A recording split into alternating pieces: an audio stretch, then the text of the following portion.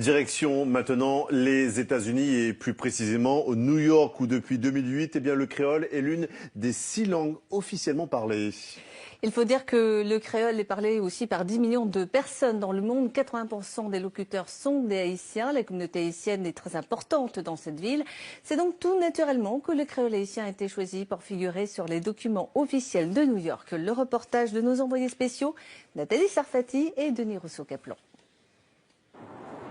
New York vit depuis 2008 à la mode créole. Cette année-là, le maire, Michael Bloomberg, décide que le créole sera la 6e langue officielle. Cette décision concerne des centaines de milliers de créolophones. Elle a obligé l'administration à s'adapter. Si vous regardez à l'intérieur, ce que nous faisons, c'est de traduire les informations en différentes langues. Dans cette brochure, ici, nous avons la traduction en créole haïtien. Et l'idée, c'est de faire passer des informations aux New-Yorkais dans une langue qu'ils peuvent comprendre et qui leur permettent l'accès au programme.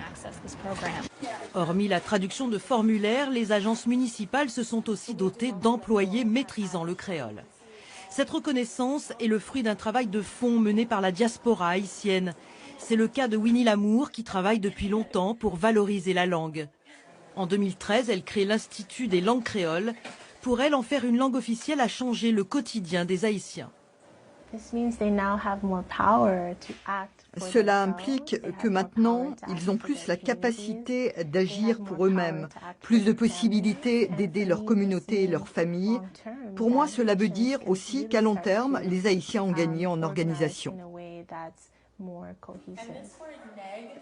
Nous retrouvons Winnie 2 jours plus tard à l'université de New York où elle dispense des cours de créole. Depuis quelques années, l'intérêt des étudiants pour la langue est grandissant.